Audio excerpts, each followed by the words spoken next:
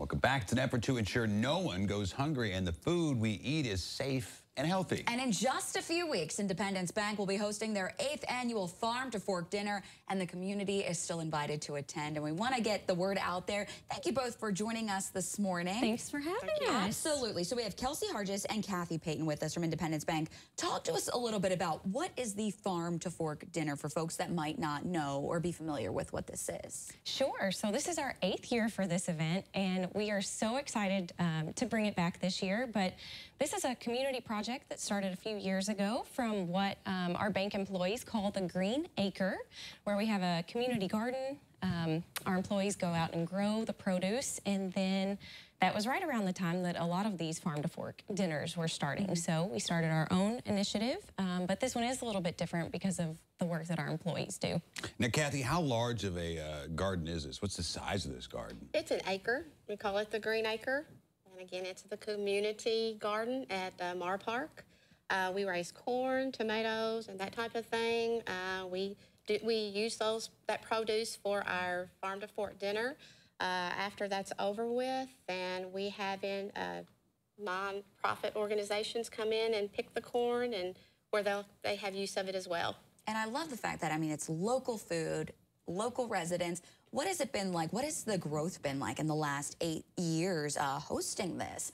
Because I know it probably just keeps growing and growing each year. Sure. I mean, this is certainly a project that is a labor of love. The employees spend a lot of time out there, but the event itself, you know, it's just so awesome to come back year after year and put some different spins on it. So this year we have a Yellowstone theme, so kind of doing some different things around that, like the food Cowboy Caviar. We also have Morgan Miles, who is going to be our entertainment for the evening. So I think that is going to be a really awesome touch. Now, how skillful are your employees at growing things? I mean, really? Have they learned a lot in this process? Well, Mother Nature, I think, is the biggest part, But you still right? have to do some cultivating. You have to do some prep work. And how good are they at this? They're really good at it. We have learned to hoe. We have learned to weed. It's not easy. It's not and you got to easy. keep the varmints out of there, too. Well, the raccoons do like the garden, so yes, that has been a challenge. I love it. I love it. How many employees actually work on this garden for folks that might not know? It's 10 to 15 Yes, employees. I was going to say, yeah. Our employees in Madisonville. Quite a few different foods and everything like that. So different food this year as well. I know this year it's a different venue. Yes. Tell us a little bit about that. Sure. So the past few years we've had it at Mar Park, which is where we have the garden as well. But this year we did move up the event. It's usually been hosted in September, but this year it's going to be August 17th. Okay. So we just figured that with the heat, we might need to go to the Ballard Convention Center. So that is where we are. We will be in the air conditioning, and that also allows us to expand our ticket sales a little bit. So for $76, you sit down, and what's going to be on my plate? Sure, we have a 5-course meal that is on its way. And do you want to speak to the menu a little bit? Kathy, what am I eating that night? We're going to have brisket. All right, you're starting off well. Corn from our garden. Sure. Potatoes, and 3 different desserts.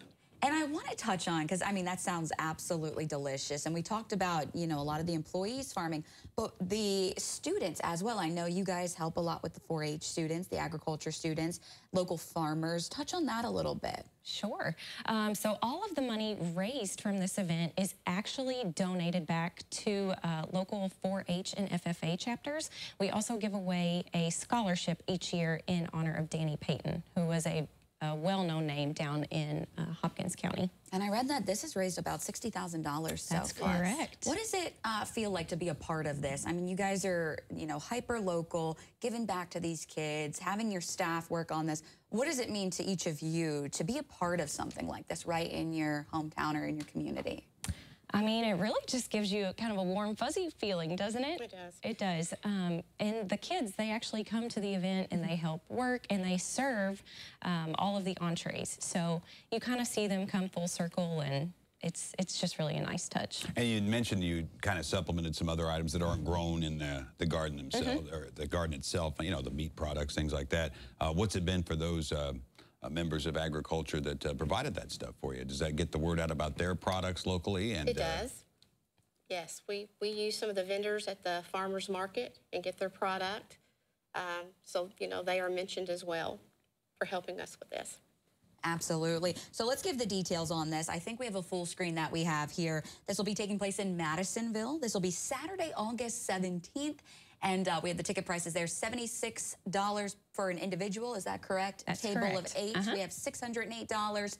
The Ballard Convention Center at 5:30. Now, if folks want to get a ticket, because I know it's going fast, yes, where can they go to order a ticket, to talk to someone, if they want to register a table, so forth? Sure. The best thing to do would be to call either one of our Madisonville locations, and we would be happy to get a ticket to you. Wonderful. Another great event going on here in town. Looking forward to it. Thank you both for coming on today. We really appreciate it. Thank you very much. Hopefully not a hot day on tap. Gunner Consul, he is here. He's tracking your Friday forecast. Good morning, Gunner.